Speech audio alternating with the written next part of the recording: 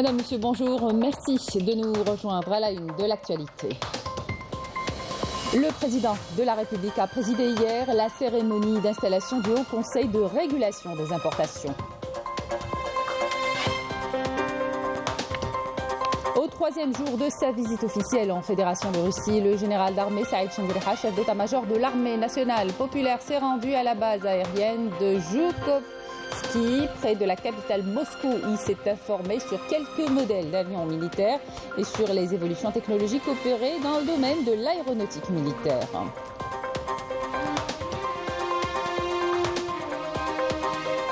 Alger et Dodoma entretiennent des relations depuis 60 ans. L'inauguration du nouveau siège de l'ambassade de Tanzanie à Alger reflète la volonté des deux pays à renforcer leurs liens diplomatiques et à élargir leur coopération à d'autres secteurs d'activité.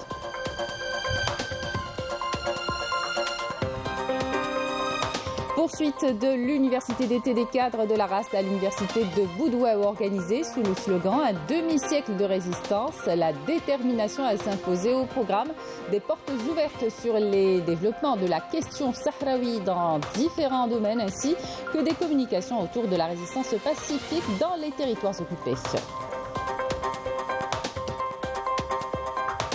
Et puis nous découvrirons dans ce journal ce symbole vestimentaire de la culture porté par les femmes de l'Est, Mlaya, cet habit traditionnel qui a traversé les siècles. Il révèle la grâce et la beauté de la femme constantinoise notamment. Bienvenue à tous. Le président de la République, Abdelmadjid Tebboune, a présidé hier au siège de la présidence la cérémonie d'installation du Haut Conseil de régulation des importations.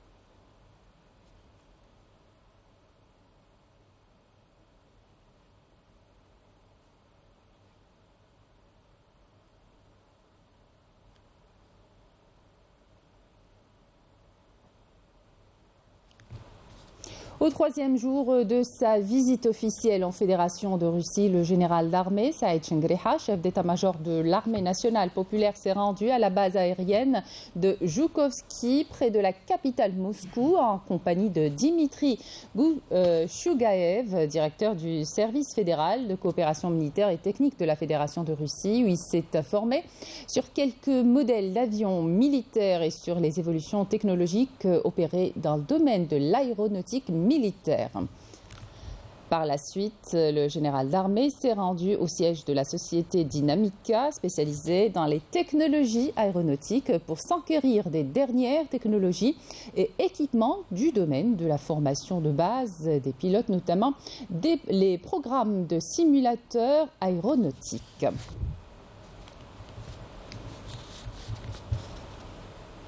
L'Algérie célèbre ce 4 août la journée nationale de l'armée nationale populaire instituée par le président de la République en reconnaissance du rôle important de l'institution militaire dans le processus d'édification du pays et de la sauvegarde de l'unité et de la souveraineté nationale. Les relations algéro-tanzaniennes se renforcent grâce à la volonté des deux pays de les hisser à la place qui leur sied. Les relations diplomatiques, mais également économiques dans différents secteurs d'activité ont un avenir prometteur et sont appelés à se développer. Badi Armani. Alger et Dodoma entretiennent des relations depuis 60 ans. L'inauguration du nouveau siège de l'ambassade de Tanzanie à Alger reflète la volonté des deux pays à renforcer leurs liens diplomatiques et à élargir leur coopération à d'autres secteurs d'activité. D'ailleurs, les travaux de la 5e session de la commission mixte de coopération entre les deux pays tenus dans la capitale algérienne se sont soldés par la signature de 6 mémorandums d'entente, de 2 accords et d'un programme exécutif. Aujourd'hui, nous sommes fiers d'inaugurer le nouveau siège de l'ambassade de Tanzanie en Algérie. Je suis très heureuse de pouvoir vivre ce moment historique qui coïncide avec le 60e anniversaire de l'établissement des relations diplomatiques entre l'Algérie et la Tanzanie. L'inauguration de ce nouveau siège renforcera la coopération bilatérale et insufflera une nouvelle dynamique aux relations de fraternité qui lient nos deux pays. Je suis certain que l'inauguration de ce nouveau siège de l'ambassade de la République de Tanzanie en Algérie permettra d'accélérer le partenariat entre nos deux pays et de consolider les relations politiques, des objectifs qui étaient au cœur de la 5e session de la commission mixte de coopération algéro-tanzanienne que nous avons eu l'honneur de co-présider avec la ministre des Affaires étrangères de la République de Tanzanie. Notons que les accords signés couvrent les domaines du commerce, de l'énergie, de l'enseignement supérieur, des archives, des arts et de la formation diplomatique. L'accent est mis sur le besoin d'une mise en œuvre effective de tous les domaines de coopération convenus. L'université d'été des cadres de la RASD se poursuit à l'université de Boudoué, organisée cette année sous le slogan « Un demi-siècle de résistance, la détermination à s'imposer ». Des journées portes ouvertes sur les développements de la question sahraoui dans différents domaines sont au programme. Des communications ont également lieu autour de la résistance pacifique dans les territoires occupés. Et hier, au premier jour des travaux, le Premier ministre sahraoui Bouchraya Ahmoudi Bayoun a affirmé que les dangereuses alliances internationales de l'occupant marocain menacent la paix et la sécurité dans la région. Commentaire Amel Barba. C'est un slogan évocateur et lourd de sens qui a été choisi pour célébrer la 11e édition de l'Université d'été des cadres de la République arabe sahraoui démocratique et du Front Polisario, un demi-siècle de résistance, la détermination à s'imposer, un slogan qui illustre l'engagement du peuple sahraoui à poursuivre le combat jusqu'à l'autodétermination. Qu'ils soient sur les fronts de lutte, dans les camps de réfugiés, l'Aïza ou el-Karama, dans les territoires sahraouis occupés ou à l'exil, les Sahraouis commémorent le 50e anniversaire du déclenchement de la lutte armée avec la même détermination et engagement à poursuivre le combat jusqu'à l'indépendance. Ils sont bien décidés à atteindre leurs objectifs, forts de la solidarité internationale et du soutien des pays amis. À leur tête, l'Algérie, fidèle à ses positions constantes, au serment des valeureux Chouhada et à son passé révolutionnaire. Organisée à Boumerdes, l'université d'été des cadres sahraouis a choisi cette année le nom du Shahid Abdallah Al-Habib Bilal pour retracer le parcours de 50 ans de lutte acharnée. Une opportunité pour approfondir les connaissances, forger les expériences et renforcer leurs capacités. Les travaux de cette université d'été se poursuivront jusqu'au 14 août prochain avec l'organisation de journées portes ouvertes sur les développements de la question sahraoui dans différents domaines. L'actualité à l'étranger, notamment au Niger, où la situation se tend un peu plus chaque jour. Le secrétaire général de l'ONU, Antonio Guterres, a exprimé sa profonde préoccupation face aux informations faisant état de l'arrestation de plusieurs membres du gouvernement au Niger. Il appelle de toute urgence au strict respect des obligations internationales du Niger en matière de droits de l'homme et au rétablissement rapide de l'ordre constitutionnel. Le président palestinien Mahmoud Abbas a appelé hier la communauté internationale à réagir sans délai face aux agressions sionistes répétées contre le peuple palestinien afin de mettre un terme au comportement de l'entité sioniste raciste qui se considère au-dessus des lois afin d'instaurer la sécurité et la paix pour tous dans la région et le monde. En effet, la Cisjordanie connaît un état de tension extrême depuis l'année dernière, conséquence de l'escalade pratiquée par l'armée sioniste dans les villes, camps et villages palestiniens.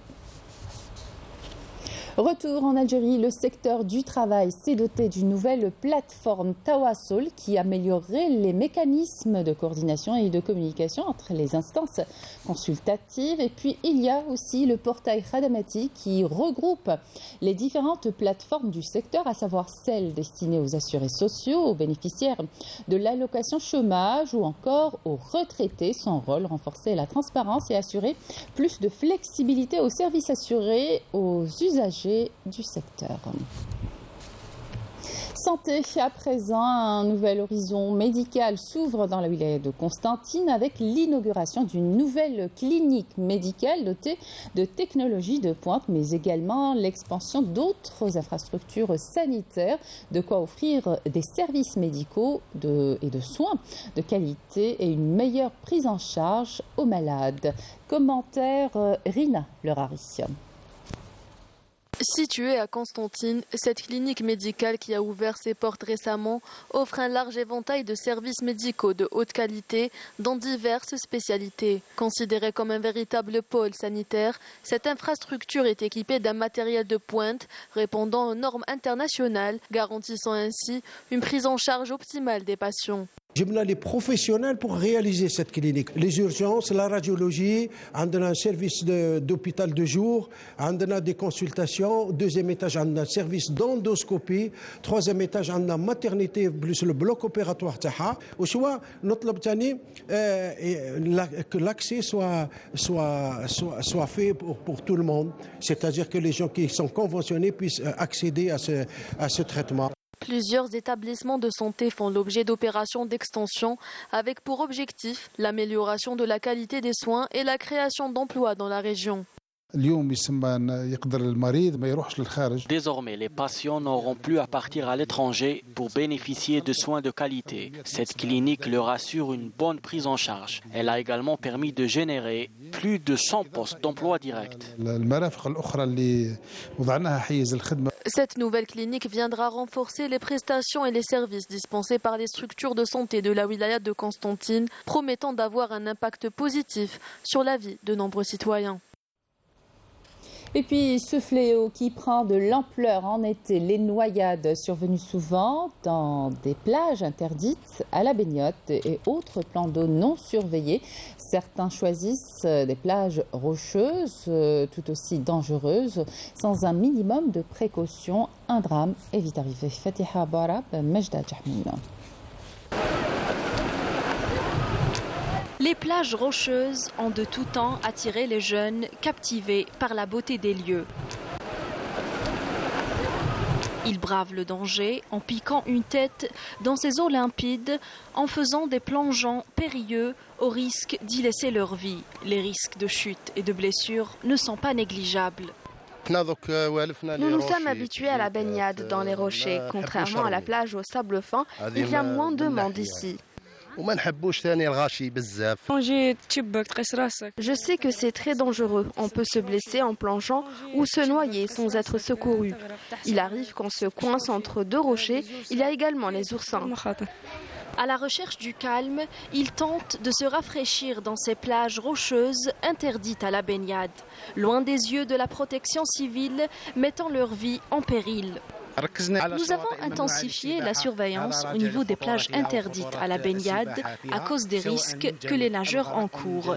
Nous espérons que les citoyens respectent les consignes de sécurité. Nous les appelons également à s'éloigner de ces endroits.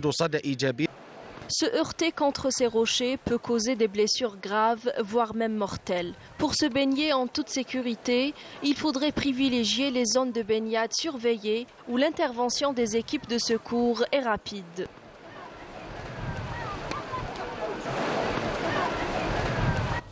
Et nous allons vous faire découvrir cette tenue traditionnelle qui remonterait au XVIIIe siècle, le mlaya, qui incarne l'histoire et la richesse de cette ville unique, Constantine. Un habit qui constitue un héritage culturel précieux qui mérite d'être célébré et préservé. Yemina Saïdji. À Constantine, la mlaya est un véritable symbole de la culture locale. Porté par les femmes de l'Est, cet habit traditionnel a traversé les siècles. Il révèle la grâce et la beauté de la femme constantinoise. La mlaya est un habit sacré dans les villes de l'Est et à Constantine en particulier, mais malheureusement, le port de la mlaya se fait de plus en plus rare.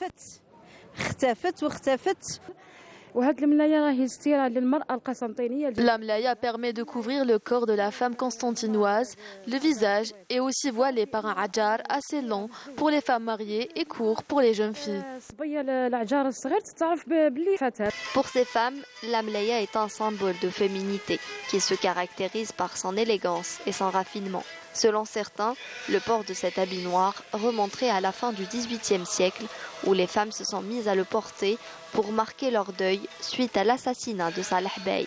فيما يخص المقولة اللي يعني الناس الكل يقولوا لك بأن ارتداء الملاية هي حزن يعني لباسها. Les femmes se couvraient le corps avec une mlaya noire avant le XVIIIe siècle. Beaucoup de personnes pensent que le port de la mlaya marque le deuil de Salah Bey. Mais cette version n'est pas vraie. La mlaya n'est pas une tenue de deuil, bien au contraire. Ses origines remontent à la Mésopotamie. Elle n'a jamais été associée au deuil, mais plutôt à la fierté de son patrimoine et à l'élégance. وهي كما نشوفوا كانت موجودة من عصور قديمة ولباس الحشمة ولباس الحياء كما قلنا.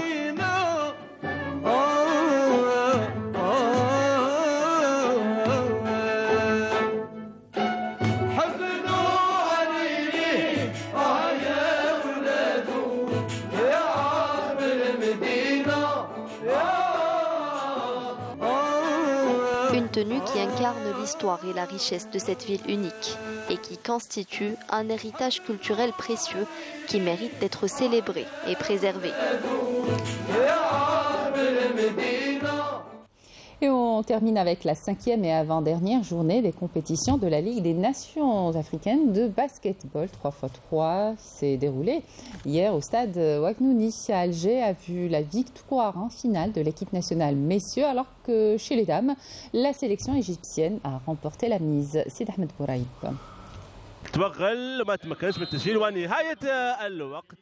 Opposée à la Tunisie dans un derby maghrébin, la sélection nationale féminine s'est inclinée dans un match pourtant très équilibré sur le score de 12 points à 8. Les Algériennes s'inclineront une nouvelle fois pour le compte de leur deuxième match, cette fois-ci face au Kenya, sur le score de 19 à 15. Kenyanes et Tunisiennes se feront face un peu plus tard dans la soirée. La victoire reviendra à ces dernières qui se qualifient pour la finale féminine de cette avant-dernière journée. Une finale où ils s'inclineront face à l'Égypte, vainqueur du groupe B, 19 à 15. Malheureusement, on a été malchanceuse en finale. On avait pourtant bien joué. Le score le démontre.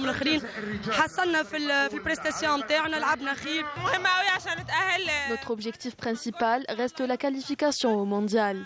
Il ne reste pas beaucoup de matchs. Les faux pas sont interdits à l'avenir.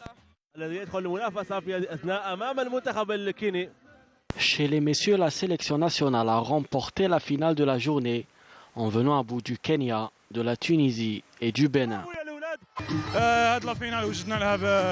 On s'est bien préparé pour cette finale. Ce n'était pas facile, mais on l'a fait.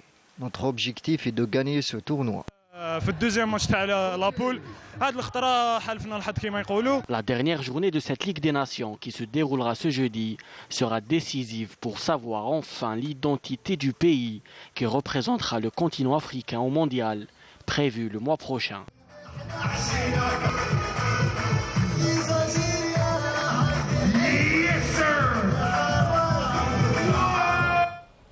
Et c'est la fin de cette édition. Merci de votre attention. Tout de suite, les prévisions météo avec Mina Abed. D'excellentes suites des programmes sur Canal Algérie.